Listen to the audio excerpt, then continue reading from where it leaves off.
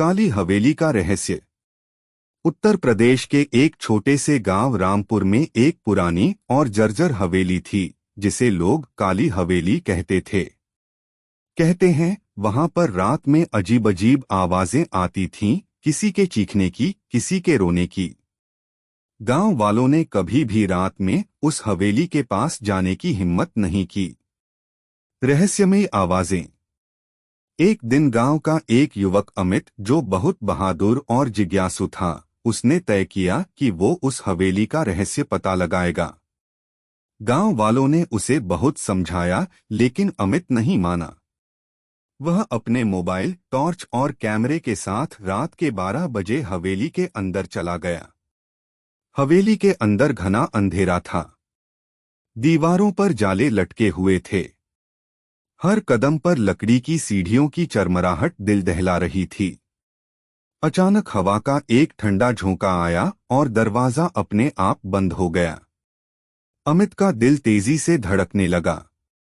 परछाई का दिखना। तभी उसे लगा कि कोई उसके पीछे खड़ा है। जैसे ही उसने पलटकर देखा, वहां एक काली परछाई थी, बिना चेहरा, बिना आकार।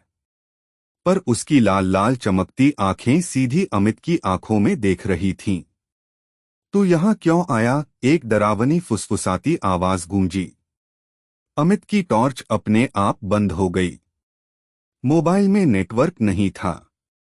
उसने कांपते हाथों से मंत्र पढ़ना शुरू किया, लेकिन आवाज तेज होती गई। "यह मेरी जगह है। भाग जा यहां से, वरना तू कभी सूरज की रोशनी नहीं देखेगा।" रहस्य उजागर। अमित किसी तरह भागकर एक कमरे में छिप गया। वहां उसे एक पुरानी डायरी मिली। डायरी में लिखा था कि इस हवेली में पहले एक तांत्रिक रहा करता था। उसने काले जादू से लोगों की आत्माओं को कैद कर लिया था। मरने के बाद भी उसकी आत्मा हवेली में भटकती रहती है। अंतिम मुकाबला। अमित ने जैसे तैसे तांत्रिक का नाम लेकर मंत्र पढ़ा। हवेली हिलने लगी, दरवाजे खुद ब खुद खुलने लगे और चीखों की गूंज से पूरा गांव कांप उठा। परछाई धीरे धीरे धुंधली होकर गायब हो गई।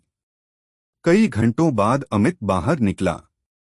सुबह गांव वालों ने देखा कि हवेली ध्वस्त हो चुकी थी।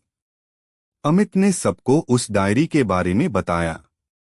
उसके बाद गांव वालों ने मिलकर वहां मंदिर बनवाया। लेकिन रात में आज भी कभी कभी हवेली के खंडहरों से एक डरावनी हंसी सुनाई देती है, मानो वो तांत्रिक अब भी वहां कहीं मौजूद हो।